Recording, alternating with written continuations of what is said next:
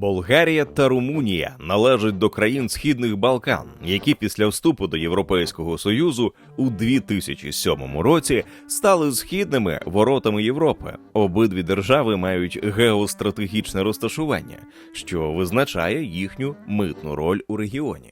Болгарія – найбільша країна Балканського півострова, розташована на перетині торгівельних шляхів між Сходом і Заходом. Її митниця є першим європейським бар'єром на шляху товарів із Туреччини, звідки до ЄС потрапляють значні обсяги контрафакту, акцизних товарів та нелегальних вантажів. Протягом тривалого часу Болгарія мала репутацію дірки у європейській митній системі. Країни, де контрабанда та неформальні практики стали невід'ємною частиною економіки. Попри численні урядові обіцянки повної реформи митниці, ефективних змін так і не відбувалося. За останні 15 років митна адміністрація Болгарії пережила кілька хвиль реорганізацій. Зміна 5 урядів поспіль щоразу супроводжувалася заміною керівництва. Це наочно демонструє глибоку політичну залежність митної структури. Подібна модель добре знайома в Україні, і з початку 2000-х років керівники митниці змінювалися майже при кожній зміні уряду, а інколи і кілька разів за одну каденцію. Така постійна ротація руйнує інституційну пам'ять і перетворює митницю на перехідний пункт для політичних призначень, де довгострокові реформи не мають шансів на завершення, а стабільність системи свідомо принесена в жертву політичним інтересам. Хоча Болгарія впровадила сучасні митні технології, сканери, електронні декларації, системи радіочастотної ідентифікації, проте ключова проблема так і не була вирішена. Людський фактор залишився домінуючим. Показово, що держава була змушена вдатися до залучення іноземних фахівців, зокрема британських офіцерів на кордоні, що саме по собі є сигналом критичної недовіри до власної митної служби. І ще на початку 2000-х Болгарія намагалася перезапустити митне адміністрування за участі консультантів Crown Agents, британської компанії з розвитку, участі якої у публічному дискурсі часто описують як передачу митниці приватному управлінню. Однак ані зовнішній контроль, ані сучасні інструменти не зламали стійких корупційних вертикалей. Митниця і далі залишається одним із найбільш вразливих елементів болгарської державної системи. Румунія має іншу географічну конфігурацію. Частина її території, Валахія та Північна Добруджа, також належить до Балканського півострова, але ключове значення має вихід до Чорного моря та спільні кордони з Україною і Молдовою. Після 2022 року саме це зробило Румунію одним із важливих логістичних вузлів Європи та транзитним каналом для українського експорту. Румунія, на перший погляд, демонструє більш активну динаміку реформ. Втім, цей прогрес має радше технологічний характер. Як і у випадку Болгарії, модернізація процедур не призвела до системного витіснення тіньових практик. Ці дві країни мають аналогічні проблеми. Технологічний апгрейд без глибокої деполітизації та демонтажу корупційних мереж. Те, що відбувається на румунському прикордонні – Сучава, Сірет, Галац, пункти пропуску на кордоні з Україною – зовсім не приклад для наслідування. Там панує власна мікроекономіка, дрібна торгівля, сірий імпорт і нелегальні перевезення. Контрабанда перебуває під контролем місцевих мафіозних структур із службовим дахом. Водночас ця проблема має апріорі транскордонний характер. Жодна сторона не здатна ефективно її вирішити самостійно. І попри формальну модернізацію, румунська митниця залишається системою подвійної реальності, технологічно оновленою, але інституційно вразливою, де боротьба із тіньовими впливами можлива лише за умови скоординованих дій по обидва боки кордону. Болгарія та Румунія пройшли схожі траєкторії митних трансформацій. Держави були прийняті до Європейського Союзу та НАТО у прискореному режимі, насамперед із геополітичних міркувань, у момент, коли їхні державні інститути, включно з митними органами, ще не були зрілими і не відповідали стандартам Євросоюзу. У результаті реформи пішли за логікою спочатку технології, потім усе інше. Повноцінний же вступ країн до шенгенського простору як маркера довіри до контролю кордонів і безпеки відбувся лише із 2025 року, майже через 17-18 років після вступу до ЄС і після тривалих застережень з боку партнерів. Тобто, проблема полягає не у відсутності технічних чи цифрових рішень, а у глибокому провалі верховенства права, хронічній неспроможності контролю кордонів і системній корупції. Тож, спільним для обох країн залишається відкрите питання, наскільки проведені митні реформи стали не лише технологічними за формою, а й інституційно ефективними за змістом. Після розпаду соціалістичного блоку, як і більшість пострадянських країн, Болгарія і Румунія опинилися перед викликом трансформації від централізованої планової економіки до демократії і ринкового устрою. Цей перехід мав стати фундаментом для подальшої інтеграції в європейські та світові структури. Але реалії виявилися складнішими. У Болгарії після падіння режиму Тодора Живкова запроваджено радикальні реформи – лібералізацію цін, реституцію власності, приватизацію. Та вже у першій половині 90-х років економіка зазнала глибокого спаду. У 1993 році реальний ВВП скоротився на 11,6% у річному вимірі, а зайнятість у промисловому виробництві зменшилася майже на чверть. Причинами стали втрата традиційних ринків збуту, розрив виробничих ланцюгів та низька конкурентноспроможність продукції в умовах відкритої ринкової економіки. У Румунії перехід супроводжувався політичною нестабільністю, соціальною напругою і економічними труднощами, включно з гіперінфляцією. У 1997 році річний рівень зростання споживчих цін перевищив 1000% та різким падінням виробництва. Відсутність сильних інституцій, слабка демократична традиція та повільна адаптація до ринкових вимог затримували ріст економіки, що ускладнювало подальший розвиток. Хоча обидві країни почали переговори щодо європейської інтеграції вже у середині 1990-х і підписали відповідні асоціативні угоди з ЄС у період із 94 по 95 рік, їхні економіки і правові системи залишалися відчутно недореформованими. Європейська комісія, оцінюючи заявку Болгарії і Румунії на вступ, поставила акцент саме на необхідності зміщення функціонування ринкової економіки, верховенства права і боротьби з корупцією, вимоги, які обидві країни виконували повільно і частково. Через це спочатку планове членство в ЄС у 2004 році було відкладено до 2007 року, оскільки, на думку Брюсселя, системи обох країн містили занадто багато пережитків соціалістичної економіки та недостатньо відповідали критеріям готовності. Інша ключова проблема полягала в тому, що перехідні еліти і політичні групи зберігали сильний вплив в нових умовах, часто використовуючи свою позицію для відтворення практик, що нагадували стару систему, зокрема через корупцію, неефективну приватизацію і слабкий правовий контроль. У перші роки після 1989 року контрольні функції держави були розпорошені, а низка секторів, включно з митницею, перебувала під тиском політичних і економічних груп. Ці роки марнотратства реформ схожі на українські 90-ті і 2000-ті. Повільні зміни, часті зміни урядів, відсутність послідовного бачення реформ. Корупція і інституційна слабкість. Все це відтермінувало європейську інтеграцію і посилювало соціально-економічне відставання. Як і в Україні, у ті ж роки Болгарія та Румунія витрачали політичний капітал і ресурси на адаптацію до нових викликів без системного зміцнення, що мало б стати основою для майбутнього членства в ЄС. Лише на початку 2000-х під тиском зовнішніх вимог і з підтримкою міжнародних партнерів обидві країни зробили кроки до євроінтеграції. Консолідація систем, прийняття правових норм ЄС, зміцнення ринкових механізмів і часткова боротьба з корупцією. Це, зрештою, призвело до їхнього вступу в єС з 1 січня 2007 року.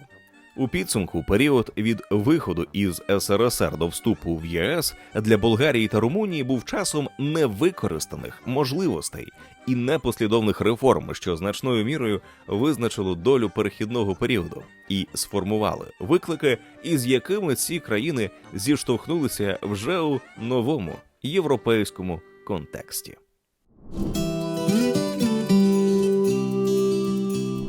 Національне митне агентство Болгарії працює у структурі Міністерства фінансів та об'єднує Центральний митний директорат і 5 територіальних управлінь, розташованих у найбільших транспортних вузлах.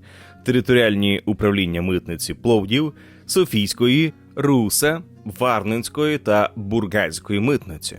Їхня діяльність підтримується адміністрацією Глобального департаменту розвитку, що охоплює 7 спеціалізованих директоратів та низку підрозділів із функціями контролю, аудиту, кібербезпеки та захисту персональних даних. Загалом у митній системі працює понад 3300 осіб, із яких 630 безпосередньо у центральній адміністрації. Вони формують операційну та аналітичну спроможність держави реагувати на загрози, пов'язані із транскордонною торгівлею. Центральним елементом у боротьбі з контрабандою та фінансовими злочинами є управління митної розвідки та розслідувань.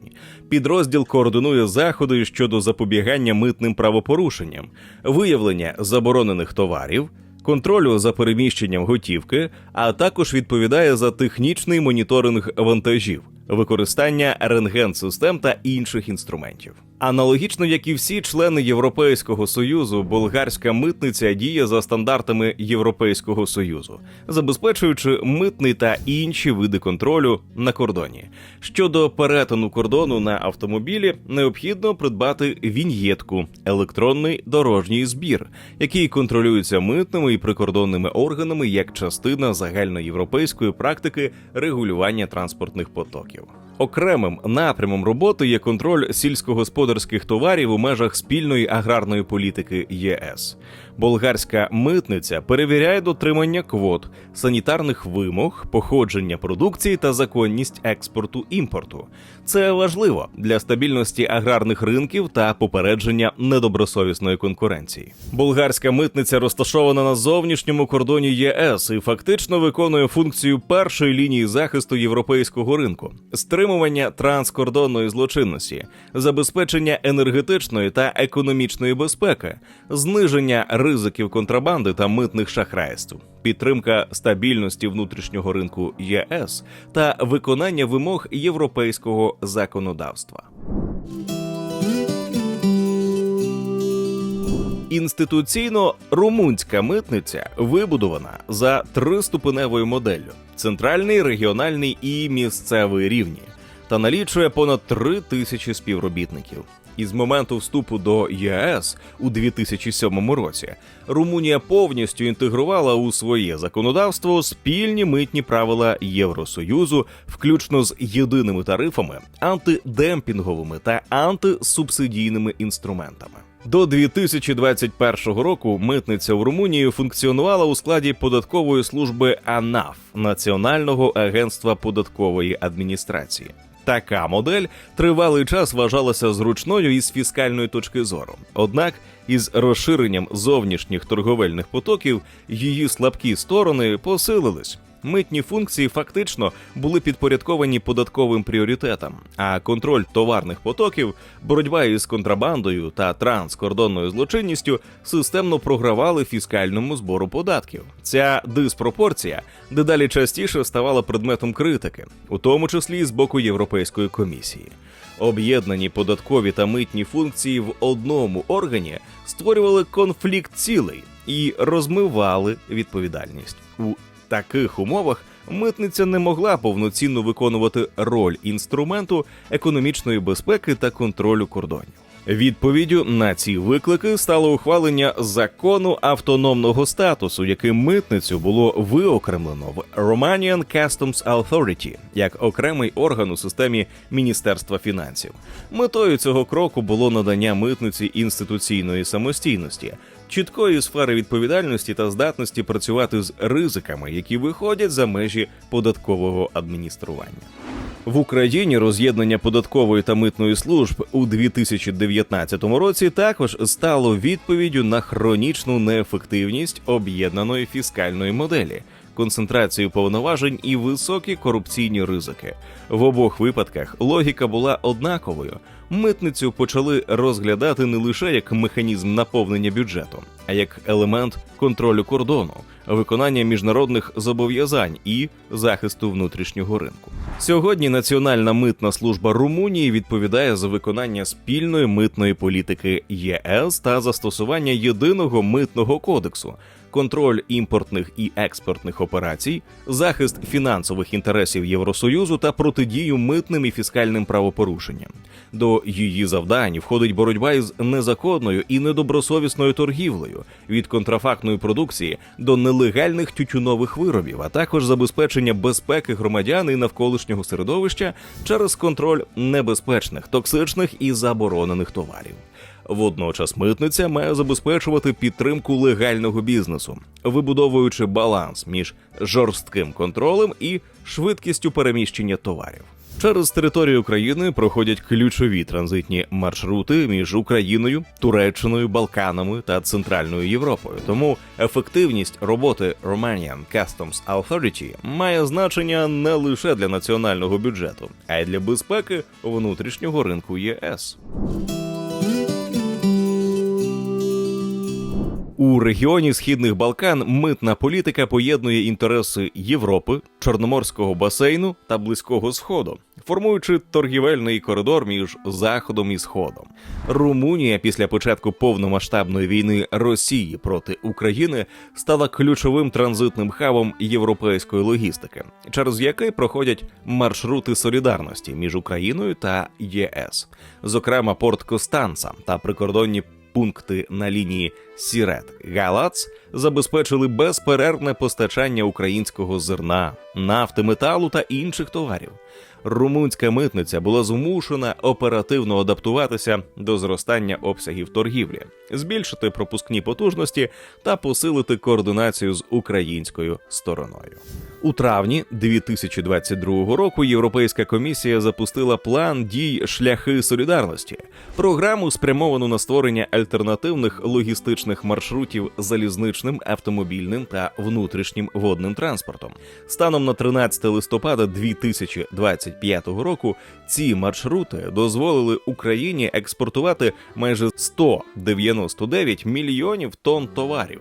Із них близько 88 мільйонів тонн зернових, олійних культур і супутніх продуктів. Паралельно імпортовано такий же обсяг – 88 мільйонів тонн критично важливої продукції – від пального та промислових товарів до військової і гуманітарної допомоги. Для реалізації проєкту ЄС мобілізував понад 2 мільярди євро, фактично інтегрувавши румунську митну інфраструктуру у ширшу європейську систему продовольчої безпеки та підтримки України. Болгарія своєю чергою виконує роль східного митного кордону ЄС, контролюючи інтенсивні товаропотоки з Туреччини та країн Близького Сходу.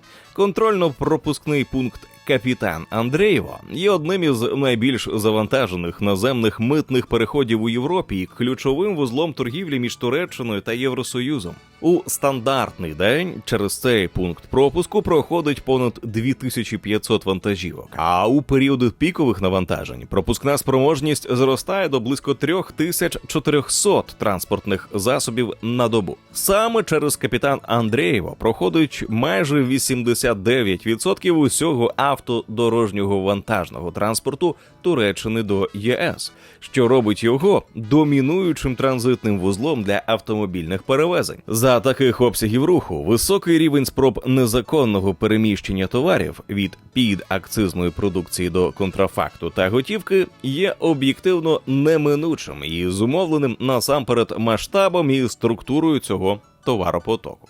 До прикладу, у травні 2025 року була спроба незаконного вивезення 114 тисяч левів. це понад 58 тисяч євро іноземної валюти. Під час огляду вантажівки, що прямувала до Туреччини, митники виявили 50 тисяч фунтів стерлінгів у незадекларованій формі. І це лише один з епізодів. Від початку року на цьому пункті уже затримано незадекларованої валюти на майже 3,35 мільйонів левів. Це 1,7 мільйонів євро. І ще масштабніший стався інцидент із золотом. У 2024 році було вилучено понад 120 кілограмів золота. Рекорд за останні 40 років. Його перевозили у вигляді злитків, ювелірних виробів і гранул загальною вартістю понад 10 мільйонів левів. Ймовірно, дорогоцінний метал, який транспортувався до Туреччини, повертається тим самим каналом до Європи вже у вигляді готової продукції, яка доступна на європейському ринку. Огляд вантажівки тривав понад 13 годин. Це одне із найбільших затримань в сучасній історії Болгарії. Загалом близько 70% контрабанди з Туреччини до ЄС через Болгарію здійснюється саме через капітан Андреєво. Водночас геополітична подвійність Болгарії, членство в ЄС і НАТО при збереженні глибоких економічних зв'язків із Росією створює системні ризики для контрабанди палива, одного із найприбутковіших товарів для нелегального обігу. Високі акцизи, ПДВ і митні платежі створюють сильний стимул для ухилення, а санкції проти російської нафти лише підвищили ставки.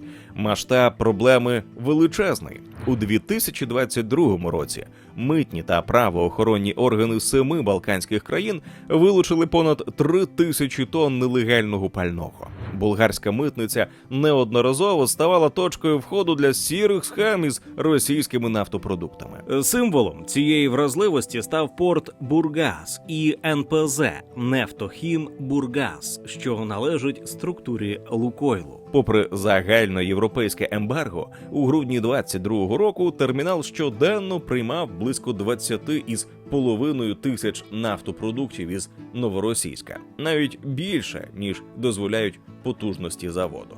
ЄС надав Болгарії тимчасовий виняток із санкцій, дозволивши імпорт російської нафти до 2024 року.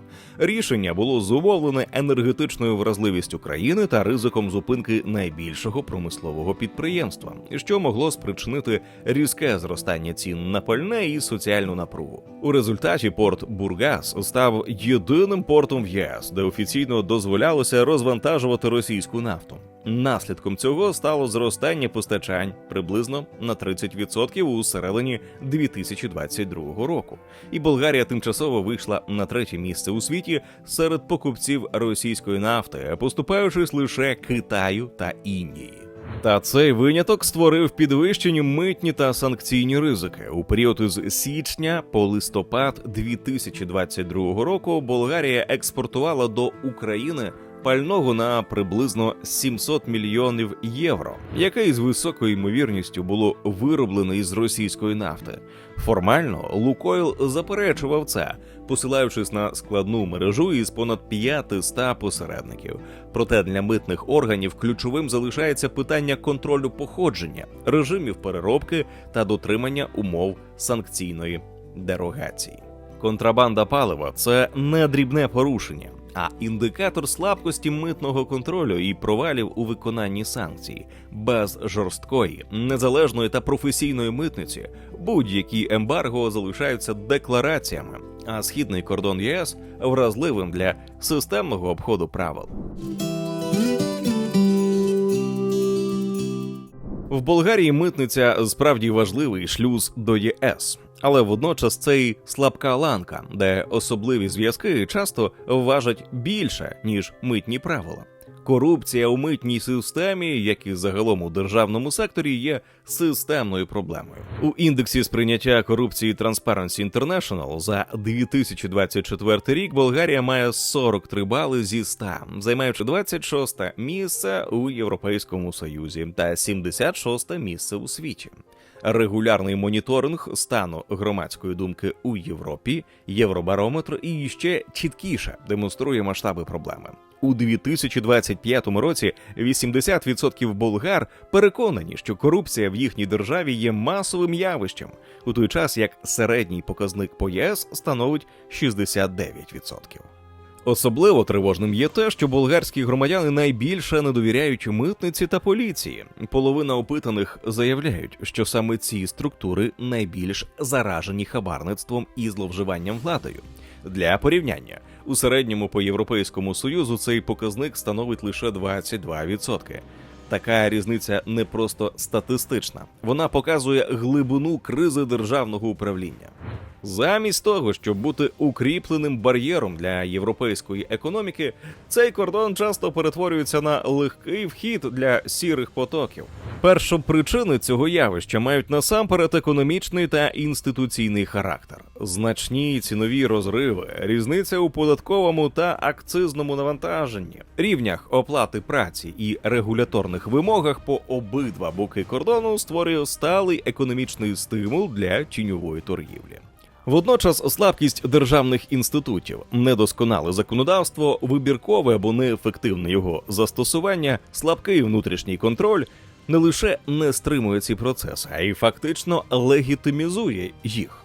У таких умовах корупційні зв'язки стають не винятком, а системним механізмом, що пронизує митну систему від низового рівня до ключових управлінських позицій, перетворюючи кордон із інструменту захисту на точку вразливості. Митний пункт «Капітан Андрєєво», про який ми вже згадували, став символом болгарської контрабанди товарів. Колишній міністр фінансів Асен Васілєв оцінював втрати Болгарії від корупції на кордоні у цій точці у 2500 євро щогодини. Дослідження Центру із вивчення демократії про корупцію у митній системі описують стабільні тарифи на хабарі. Наприклад, для вантажів із турецькими товарами вказується орієнтовно 500 левів, 255 євро на самому пункті, та ще 1000 левів, більше 500 євро, на внутрішньому митному бюро. При потоках до 150 вантажівок на місяць – це чималенький розмір, що свідчить про системний характер проблеми. Пропуск вантажів без проблем вбудований у роботу кордону. Ще у 2015-му стався гучний інцидент. Болгарські правоохоронці заарештували 22 митники, яким інкримінували участь в організованій злочинній групі, що систематично отримувала хабарі від водіїв за пропуск машин без належного контролю. У будинках і автомобілях підозрюваних загалом вилучили близько 75 тисяч євро. До групи входили інспектори та керівники змін з усіх 4 чергувань. Деякі з них працювали на митниці понад 30 років. За даними спеціалізованої прокуратури, митники брали готівку за те, щоб не проводити повноцінних перевірок автомобілів, вантажівок і автобусів. Хабарі отримували як від болгарських, так і від іноземних громадян, передусім турків, молдаван, українців і румунів, які прагнули уникнути декларування своїх товарів. Суми оплати коливалися від 2 до 5 євро за невеликий автомобіль до 150 або навіть 300 євро за автобуси та вантажівки. Операція із затримання була настільки масштабною, що паралізувала рух пропускний пункт, а він найзавантаженіший у Болгарії, і його довелося закрити на 6 годин. Утворилася черга завдовжки у близько 12 кілометрів, а уряд згодом оголосив про закриття місцевого митного підрозділу у Свілетграді із мотивів боротьби з корупцією.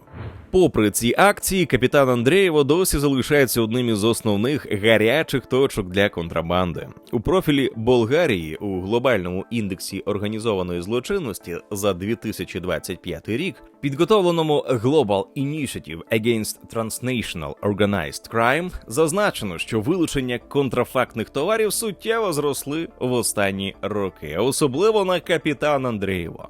За даним індексом, країна займає 72-ге місце зі 193 країн світу, 11-те місце у Європі та 7-му позицію із 17 країн Центральної та Східної Європи. Корупція серед митників і надалі істотно полегшує незаконне переміщення підакцизних товарів, насамперед тютюнової продукції. Водночас слід чітко розмежовувати причини і наслідки. Туреччина, з якою Болгарія має спільний кордон, є одним із ключових джерел нелегальних тютюнових виробів для європейського ринку, так званих cheap whites – незаконні білі. Марки сигарет, які легально виробляються в одній країні, але потім контрабандою продаються в іншій, так і контрафакту відомих брендів. За таких обставин значні обсяги спроб контрабанди на цій ділянці кордону є структурно неминучими, незалежно від формального рівня прозорості болгарської митниці. Проте саме корупція та слабкий інституційний контроль визначають, чи ці спроби будуть системно припинятися, чи перетворюються на стабільний канал постачання нелегальної продукції до ЄС. Контрабанда сигарет залишається вагомою частиною тіньового ринку та завдає значних втрат Болгарії і усьому ЄС. За оцінками консалтингового агентства KPMG на замовлення Philip Morris International про потоки нелегальних тютюнових виробів, у 2024 році у 27 країнах ЄС було спожито майже 40 мільярдів нелегальних сигарет, або більше 9% ринку. Такі обсяги тіньового ринку завдали близько 15 мільярдів євро збитків у вигляді недоотриманих податкових надходжень. Болгарія щороку втрачає до 500 мільйонів євро податків через нелегальні сигарети, що надходять із-за кордону, за оцінками 2024 року.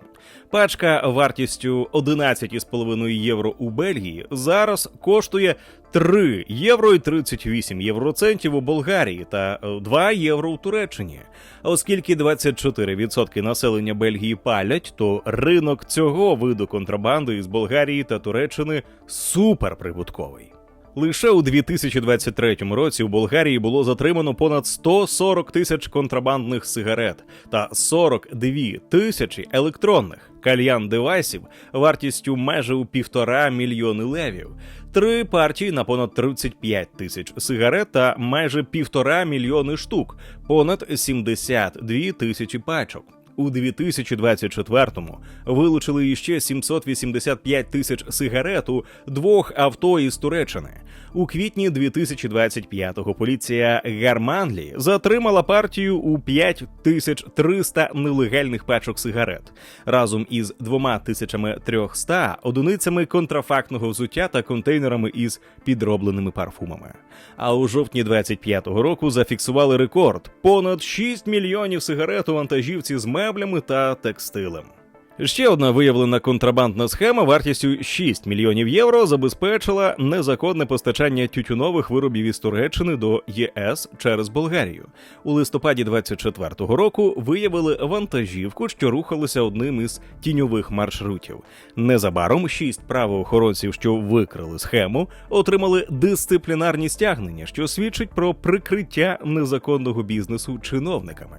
Виявлені сигарети були призначені для чорного ринку Франції та Великої Британії. А скандал вийшов на новий рівень вищого керівництва болгарського Міністерства внутрішніх справ.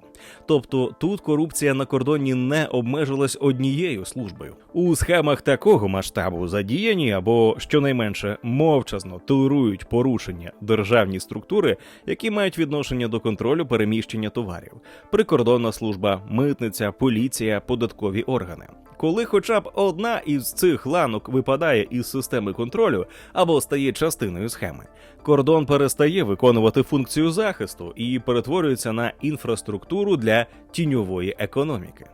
Для порівняння, в Україні тіньовий ринок тютюнових виробів також залишається масштабною проблемою. Станом на липень 2025 року його частка сягнула майже 15,5%, що означає прямі втрати державного бюджету на рівні близько 25,5 мільярдів гривень податкових надходжень.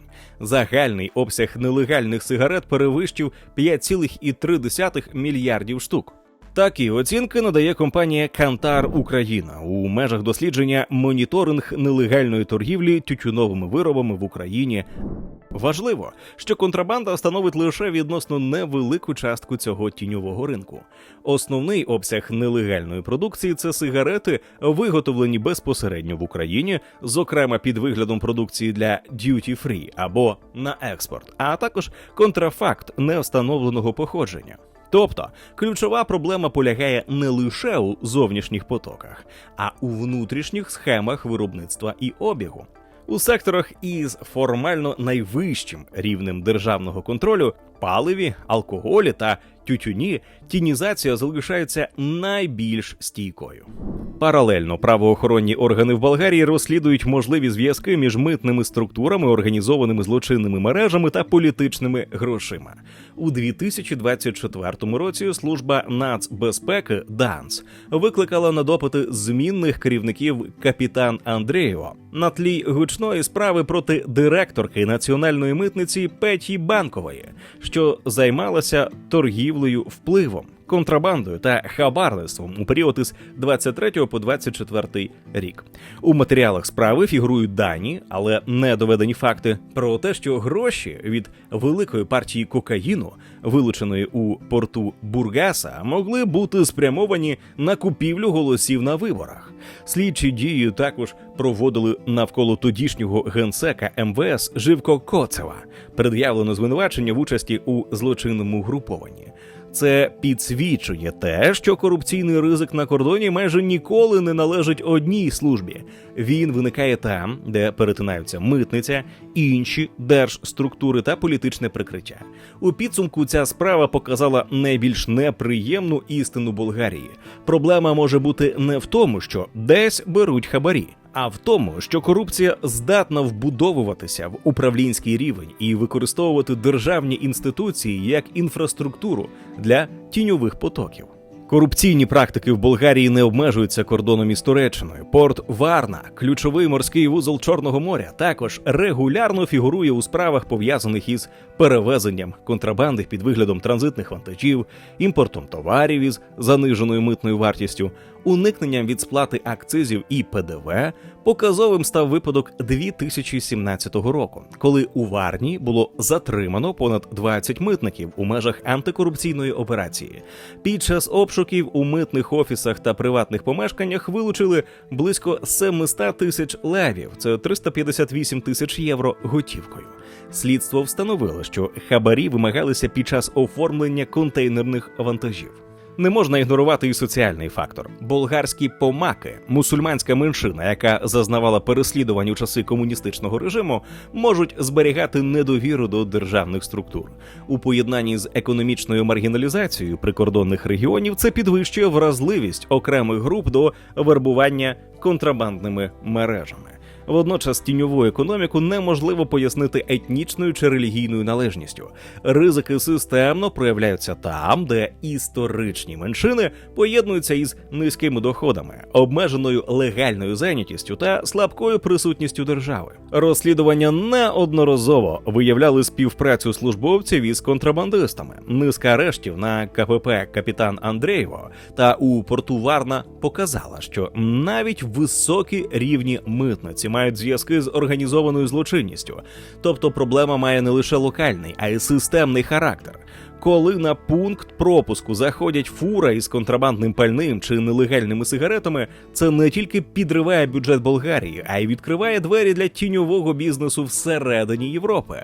Далі товари потрапляють до Греції, Румунії, Італії, Німеччини, і на кожному етапі кошти з цих схем концентруються в руках кримінальних мереж, які фінансують нові злочини. Болгарія також виступає одним із маршрутів героїнового трафіку до Європи та хабом у торгівлі зброєю. Хоч сама країна має відносно невеликий попит на нелегальну зброю – 4-те місце серед кримінальних ринків за G-Talk. Вона відіграє вагому транзитну роль. Один із головних каналів – це легальний імпорт турецьких газових пістолетів, які в Болгарію потрапляють офіційно, а вже в інших країнах ЄС переробляються на бойові, підживлюючи тіньовий ринок. Їхня націнка може сягати 500%. Маршрут Туреччина, Болгарія, Греція формує Балканський коридор. де Болгарія слугує логістичним вузлом між виробниками та європейськими ринками. І навіть без великого внутрішнього попиту країна фактично розширює доступ нелегальної зброї до ЄС. Балканський напрямок також історично вважається основним усталеним маршрутом наркотрафіку з Афганістану до Європи. Героїн із Азії зазвичай потрапляє до ЄС через сухопутні пункти перетину кордону в Болгарії та Греції. У 2024 році митники Болгарії в порту Бургас вилучили близько 436 кілограмів героїну, захованого у вантажі машин з орієнтовною вартістю 35 мільйонів євро. Це стало одним із найбільших вилучень наркотиків у регіоні. Тому контрабанда на болгарській митниці є стратегічним ризиком для усієї Європи. Розглянуті кейси є яскравим доказом того, що корупційні практики глибоко вкорінені у роботі болгарських митниць і системно впливають на контроль товаропотоків. Поки митниця усе ще залишається слабкою ланкою у цій системі.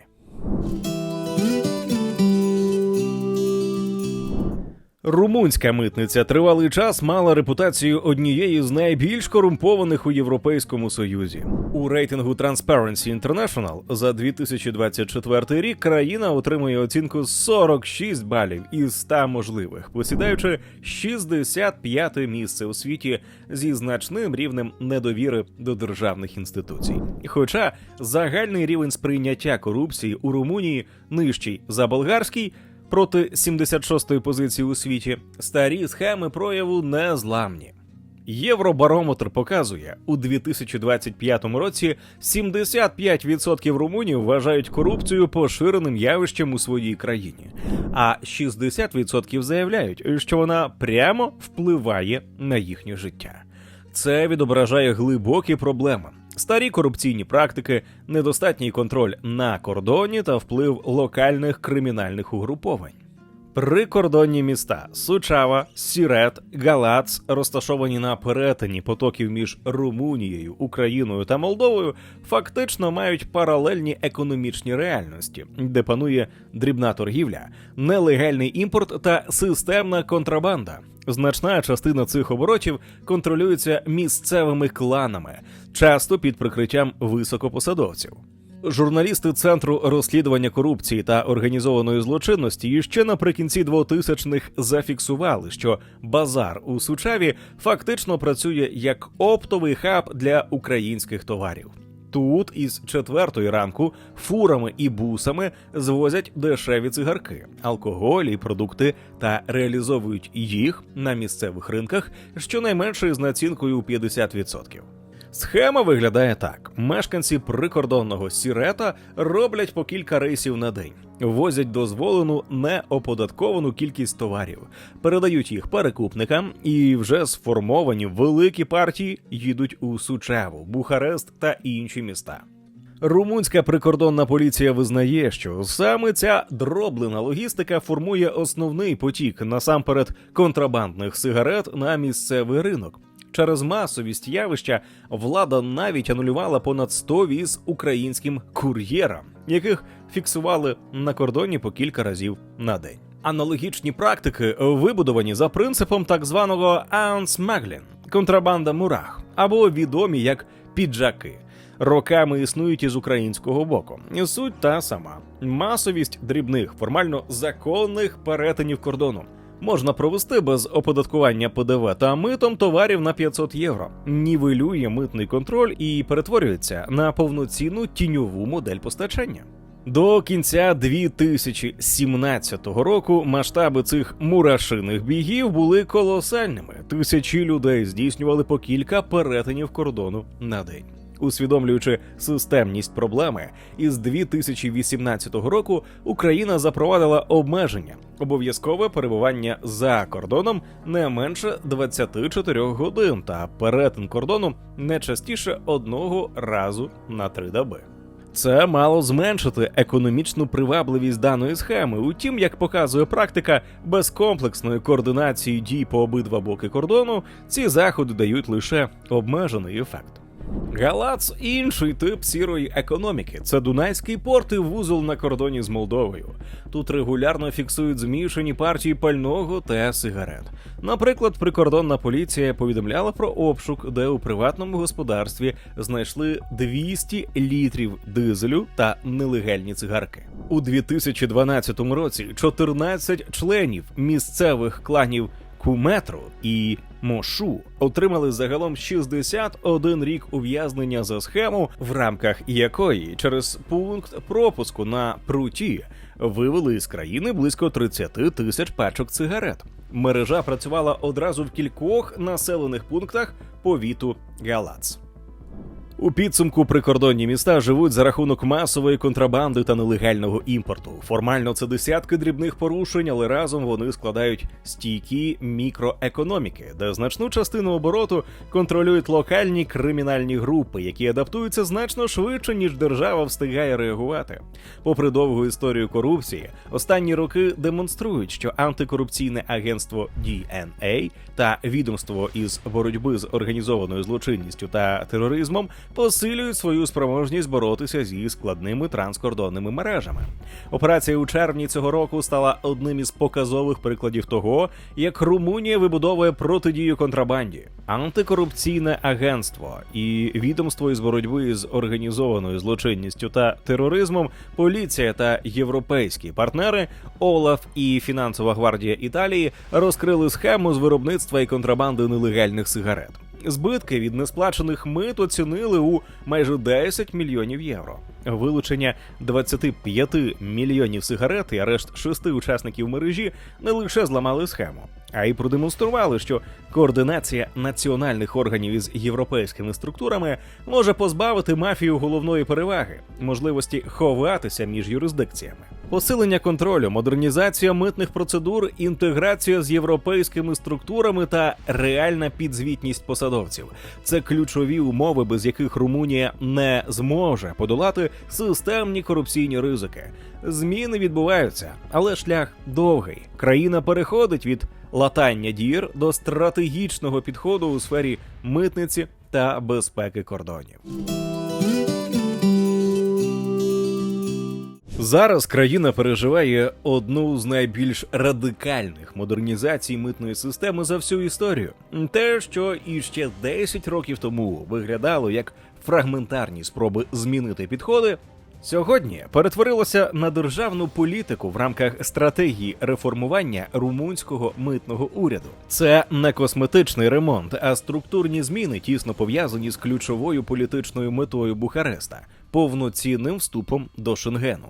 Румунія добре розуміє, щоб переконати партнерів у готовності створити безпеку спільного коридору ЄС, вона має довести, що румунські кордони відповідають стандартам ЄС щодо контролю ризиків, боротьби з контрабандою, захисту зовнішніх кордонів, цифровізації процедур. Також Румунія взялася за масштабну реформу у межах національного плану відновлення та стійкості.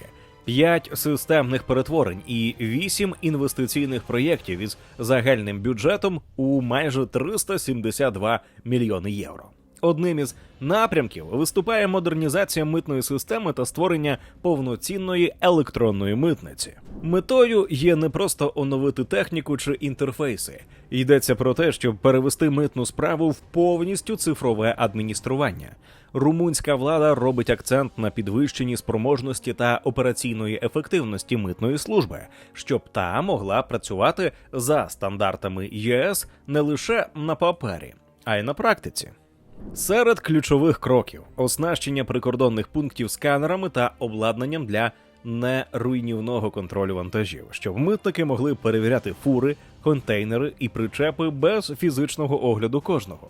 Будівництво Національного центру аналізу зображень, фактично аналітичного мозку системи, де фахівці у режимі реального часу аналізуватимуть рентгенівські знімки транспортних засобів, які перетинають кордон. Закупівля сучасного IT-обладнання для прикордонних митниць.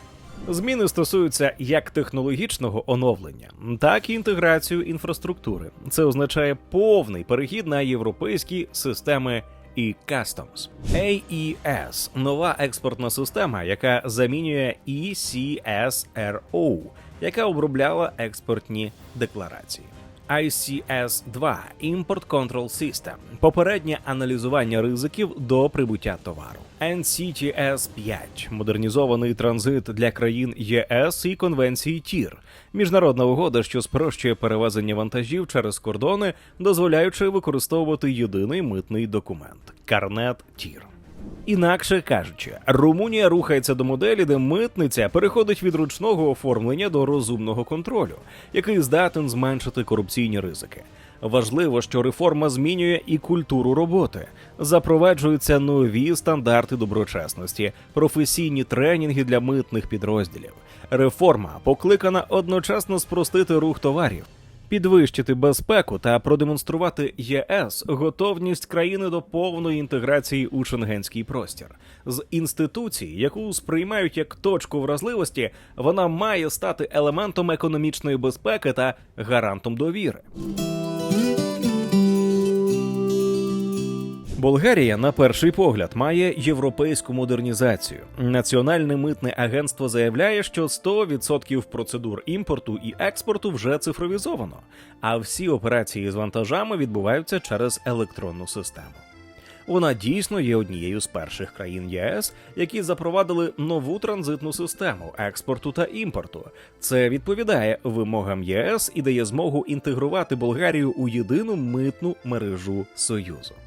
Однак Організація економічного співробітництва та розвитку зазначає, що Болгарія має серйозні прогалини в контролі за доброчесністю митних службовців, насамперед у частині перевірки статків, можливих конфліктів інтересів та моніторингу корупційних ризиків.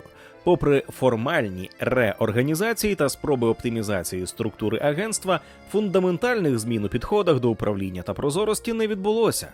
Єврокомісія критикує Болгарію за недостатню ефективність у боротьбі з високорівневою корупцією і вказує на те, що технічні реформи не завжди супроводжуються реальними змінами в інститутах та практиках.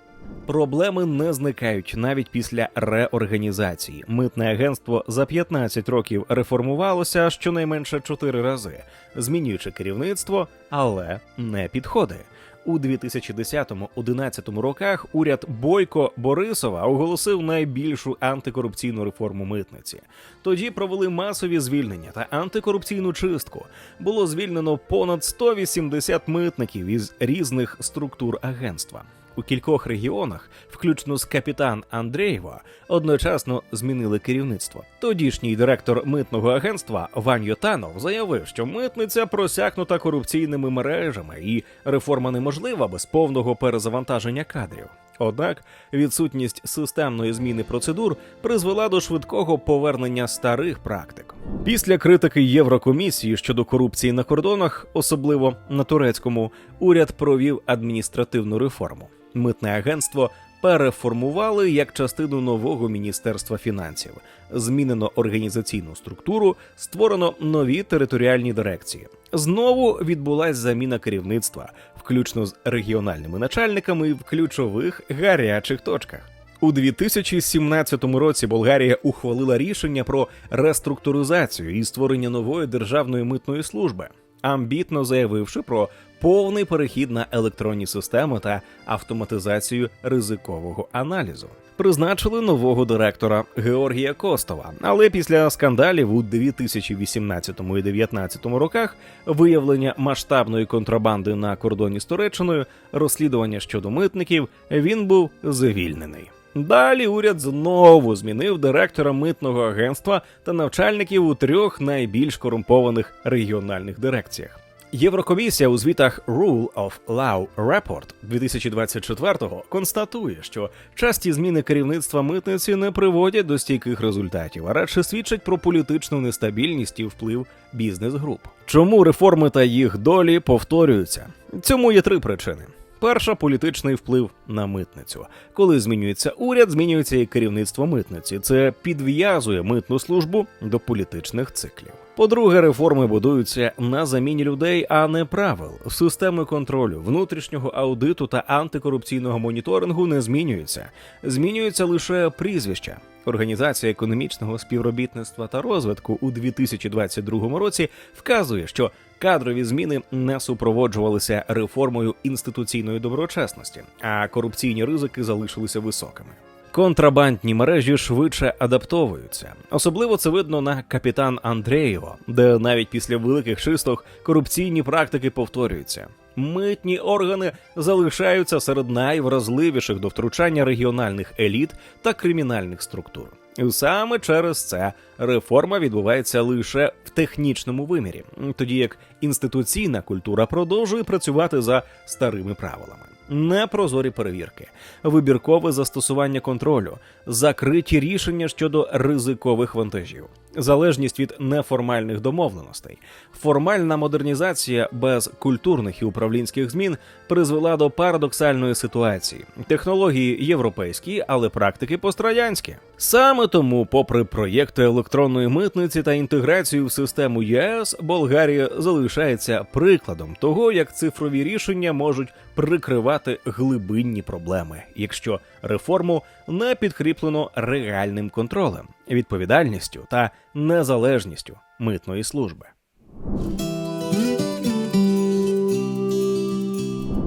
Болгарія та Румунія є важливими транзитними країнами Східних Балкан, які водночас зі стратегічним економічним значенням мають суттєві виклики у митній сфері, масштабну контрабанду, високий рівень корупції та глибоко вкорінені нелегальні практики. Це їм реально заважає жити і ставить під сумнів ефективність реформ. Країни демонструють модернізацію вітринного типу. Електронні сервіси є, але управління і корупція залишаються майже незмінними. Контрабандні та корупційні схеми – це не проблема окремих митних постів чи корумпованих інспекторів.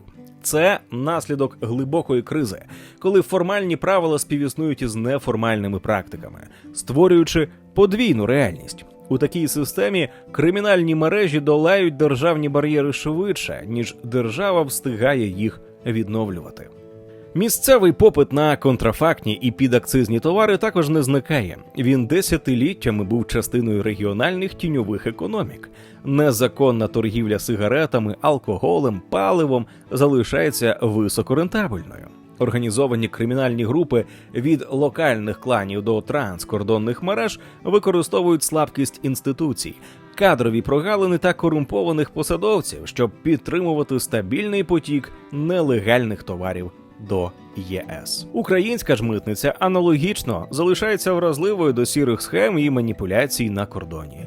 Згідно з даними досліджень, порівняльний аналіз фіскального ефекту від застосування інструментів ухилення уніфікації оподаткування в Україні 2024, проведене фахівцями Інституту соціально-економічної трансформації «Кейс Україна» та економічної експертної платформи, у 2024 році фіскальні втрати України від тіньових схем сягнули позначки від 429 до 543 мільярдів гривень на рік, проти показника від 353 до 568 мільярдів гривень у 2023-му. Контрабанда та сірий імпорт став другою за обсягом після схем із заробітними платами у конвертах серед найбільших статей тіньової економіки в Україні. Загальні втрати бюджету сягнули від 105 до 120 мільярдів гривень на рік. Позитивні тенденції спостерігаються у питаннях протидії незаконному обігу контрафактних товарів і нелегальної торгівлі, де зазвичай домінують підакцизні товари, алкогольні напої, тютюнові вироби та нафтопродукти. Вони зайняли третю позицію. За рік приблизні обсяги із оборудкою даних схем складають від 126 до 140 мільярдів гривень. Порівняно із показником від 117 до 120 мільярдів гривень у 2023 році. Від чого держбюджет недоотримує від 39 до 43 мільярдів гривень податкових надходжень. Є надія, що після успішного перезавантаження БЕП у 2025-2026 роках системна робота із скрутками, сірою підакцизкою та іншими схемами нарешті зрушить із місця, і за деякий час із цими явищами буде покінчено. Найперспективніші кроки для кардинального скорочення тіньової економіки полягають в радикальному вдосконаленні адміністрування. Але не менш важливо, що паралельно в Україні стартувало і перезавантаження Державної митної служби.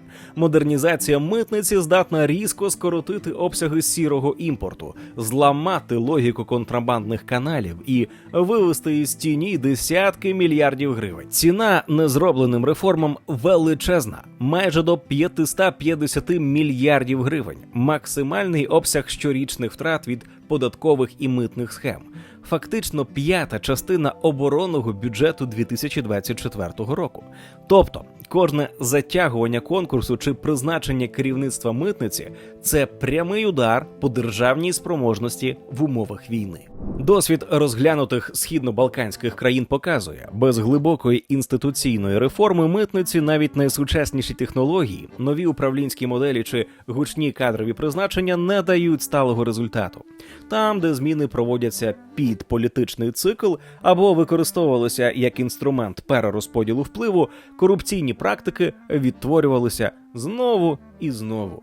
Румунія і Болгарія увійшли до ЄС із відверто слабкими митними системами та іншими державними структурами, що згодом змусило Союз роками застосовувати додаткові механізми контролю і відкладати повну інтеграцію, зокрема до Шенгенської зони. Європейська інтеграція не скасовує вимоги до якості інституцій. Навпаки, вона робить їх критично важливими. Без реальної деполітизації митниці і зламу корупційних вертикалей слабкість на кордоні швидко перестає бути національною проблемою і перетворюється на виклик для усього Європейського Союзу. Україна може уникнути цих помилок, але лише якщо основні інституції – митниця, податкова та антикорупційні органи – будуть оновлені одночасно і за єдиною логікою. Прозорість, цифровізація, відповідальність, підзвітність, професійний менеджмент та незалежність від політичних груп. Ми уважно читаємо всі коментарі. Напишіть, який прояв корупції ви вважаєте найбільш руйнівним для України і чому саме його треба ліквідувати першим. Відео підготовлено за підтримки Європейського Союзу та Міжнародного фонду відродження. У рамках спільної ініціативи «Вступаємо в ЄС разом». Матеріал представляє позицію авторів і не обов'язково відображає позицію Європейського Союзу чи Міжнародного фонду відродження. Друзі, у нас є амбітна мета – досягнути 200 тисяч підписників на каналі до кінця 2025 року. Ви можете тривалий час нас дивитися і навіть не підозрювати, що не підписалися. Підпишіться на наш канал і розкажіть про нього родичам та друзям, а також поставте вподобайку і залиште коментар під цим відео. Ми дякуємо усім жертводавцям, патронам та спонсорам на Ютубі. Кожна ваша гривня наближає в Україні економічне процвітання та добробут, адже ми не просто робимо відео, а просвіщаємо виборців, які обиратимуть справжніх реформаторів. Допоможіть нам у цьому. Посилання про підтримку ціни держави в описі.